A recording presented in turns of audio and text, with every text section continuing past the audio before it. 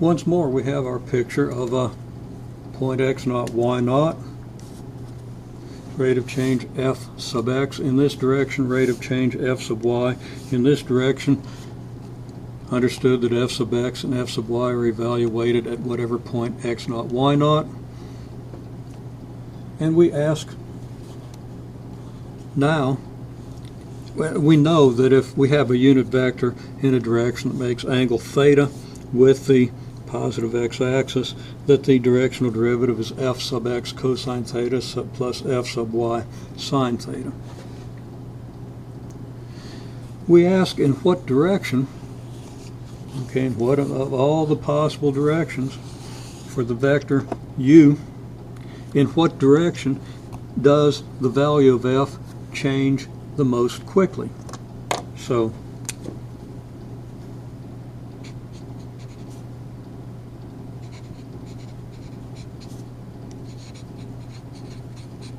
in what direction theta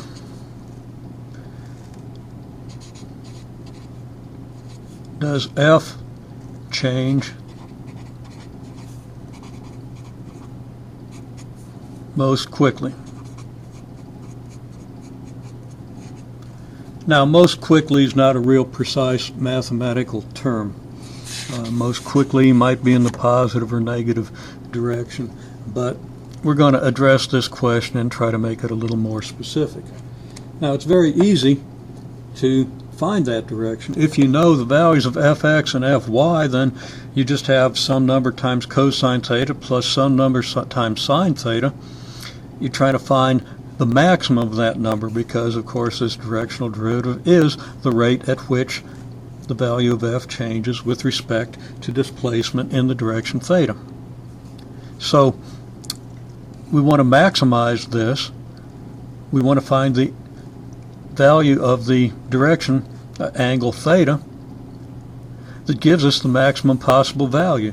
We know how to maximize a function. If we're trying to maximize this function with respect to theta, we just take its derivative with respect to theta and set it equal to 0. Then we do a first or second derivative test to see if the rate is a increase or a decrease. But the process is very simple. So we write this out. The derivative with respect to theta of fx cosine theta plus fy sine theta is negative fx sine theta plus fy cosine theta. And that's equal to 0 if, well, we can add fx sine theta to both sides and then divide both sides by fy, and we end up with tangent of theta equal to fy over fx. Now, if we draw u at that angle theta, then the slope, or the slope of any vector, of any line parallel to this vector through this point is going to be just the tangent of that angle. It's going to be just fy over fx, which means that if we were to sketch a vector with components fx and fy, that vector fxi plus fyj would be parallel to this vector u. That should be very easy to see because obviously this triangle here has the same base angle as this triangle. The tangent of this angle is fy over fx, and let me make fx look a little bit more like an fx, and the tangent of this angle has to be fy over fx. So we can make a pretty big statement here. We can say that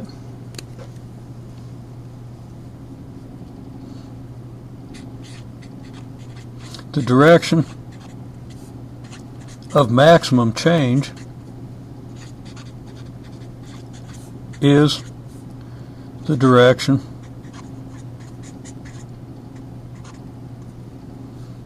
of a line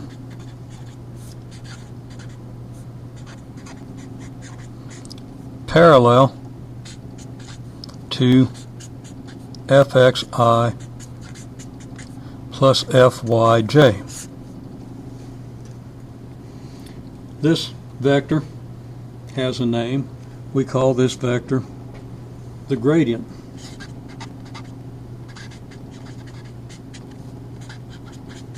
Vector.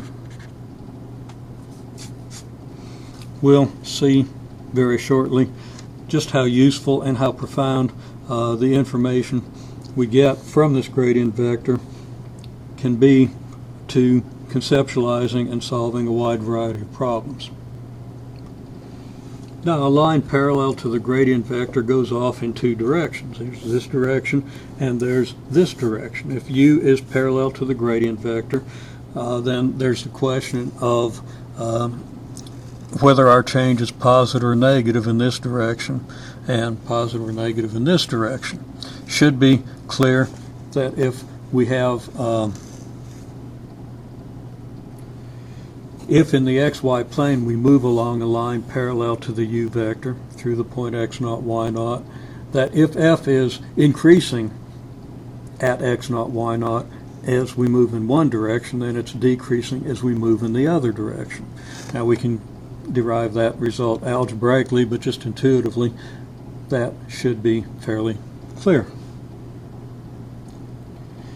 I'm not going to write it out, but it should be easy to see that if we do a second derivative with respect to theta, we're going to get negative fx cosine theta minus fy sine theta. And since we're going to have negatives on both of these, it turns out that if cosine theta and sine theta are positive, the second derivative is negative, and that's going to give us some information about whether the direction of the vector fxi plus fyj leads us in a direction of increase or decrease. So the gradient vector is fxi plus fyj.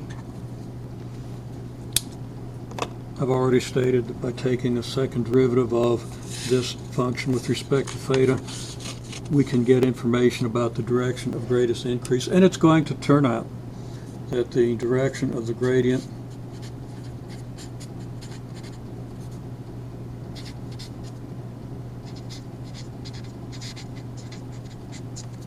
is the direction of greatest increase,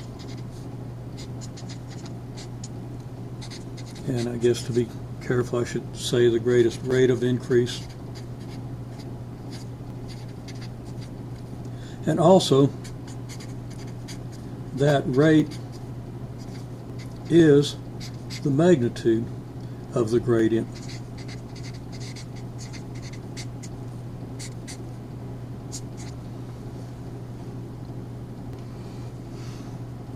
And the magnitude of the gradient being fxi plus fyj, that's equal to fx squared plus fy squared.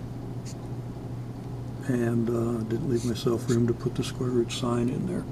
But anyhow, the magnitude of the gradient is then the square root of fx squared plus fy squared. Clearly, the magnitude of this vector is this. And that is the maximum rate at which this function will increase, and the direction of increase is the direction of the gradient vector.